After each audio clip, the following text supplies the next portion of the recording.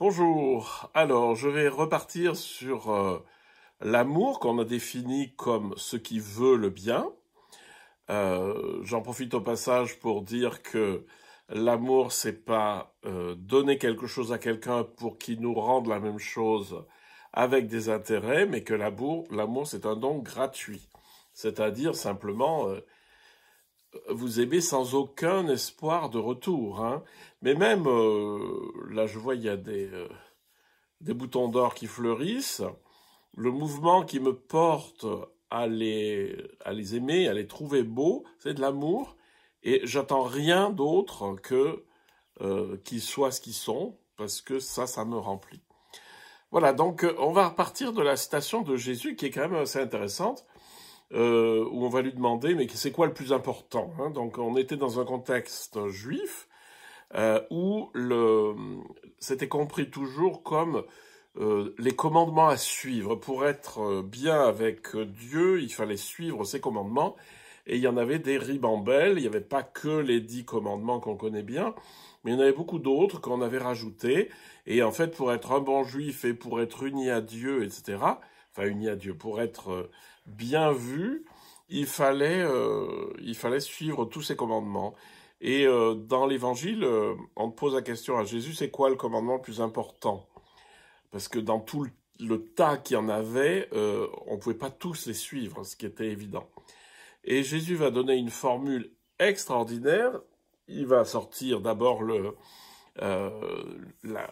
la citation classique dans le judaïsme qui est d'aimer Dieu de tout son cœur, de toute son âme, de toute sa pensée, donc aimer Dieu. Et il rajoute « et son prochain comme soi-même ». Et ça, c'est assez novateur parce qu'en fait, il dit, voilà, tous les commandements se résument à un seul, c'est le commandement de l'amour, c'est-à-dire aimer Dieu, on verra après, et aimer son prochain comme soi-même. Je vais commencer par, alors vous savez, enfin, je vous précise, dans un récit hébraïsant, vous avez aimer Dieu et son prochain comme soi-même. Le dernier terme, en fait, c'est le premier. Hein, c'est un peu comme en allemand, c'est pareil pour mettre écarte. Quand vous avez une liste, il faut la lire à l'envers, parce que contrairement en français où on a tendance à mettre le plus important au début, puis après la suite, en allemand et puis dans d'autres langues, dont l'hébreu, c'est dans l'autre sens. Donc la première chose à faire, c'est de s'aimer soi-même. Alors, qu'est-ce que ça veut dire? Ça veut pas dire d'être totalement narcissique et égoïste, même si de temps en temps ça fait du bien. Mais le narcissisme, c'est de ne voir que soi. C'est-à-dire, c'est s'enfermer dans la complaisance envers soi-même. Mais que je suis intelligent, mais que je suis beau, mais que je fais tout ce que je veux comme il faut, comme il faut. Ça, c'est assez pervers.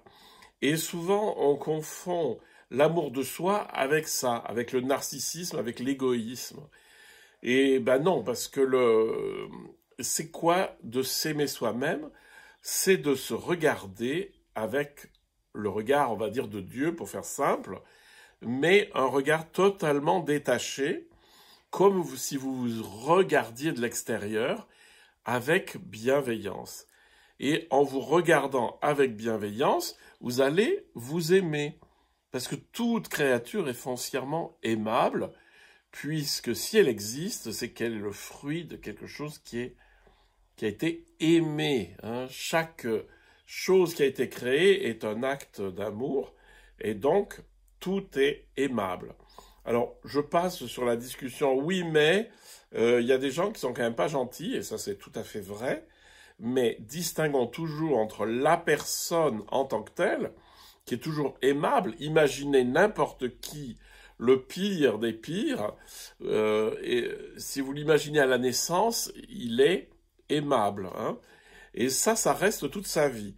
Par contre, ce qui fait, on peut ne pas être d'accord, et il faut lutter quand c'est injuste. Mais ce que je vous dis, c'est que indépendamment de vous-même, de tous les jugements que vous portez sur vous-même, foncièrement, vous êtes aimable. Et ce que je vous invite à faire, c'est de retrouver cette amabilité première de ce que vous êtes. C'est-à-dire de vous regarder avec un espèce de regard neuf, en arrêtant de vous juger, de vous culpabiliser, de dire j'ai pas fait ça bien, etc. Évidemment, on a tous des trucs dont on n'est pas fier, qu'on aurait pu faire mieux, etc. Mais sur le fond, n'oubliez jamais qu'on fait jamais que ce qu'on peut faire à l'instant T. C'est-à-dire que vous pouvez jamais juger a posteriori ce que vous avez fait il y a seulement 10 ans ou 10 minutes, parce que vous n'êtes pas le même, hein.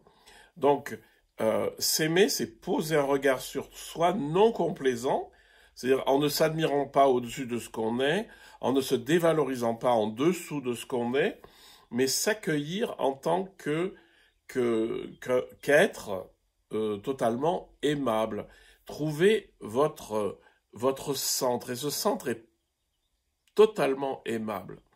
Et pour essayer de le sentir, je vous donne juste ça, c'est qu'en vous, il y a quelque chose qui sera un jeu, J-E, qui n'est pas marqué par votre histoire.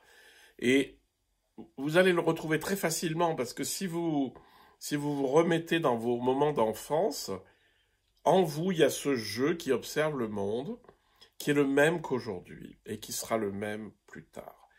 Et c'est cette personne-là qui n'est pas touchée par ce qui s'est passé, par les conditionnements qu'on lui a donnés et par toutes les choses qu'on a rajoutées par-dessus, qui est foncièrement aimable. Donc aimons-nous, aimons cette personne qui a en nous, et puis ben, voilà, après on peut traiter l'histoire des choses dont on n'est pas fier ou qu'on n'a pas bien fait, hein. Mais déjà commençons par nous aimer à la base, quoi, comme un nouveau-né, comme quelqu'un qui est là et qui est totalement dépouillé.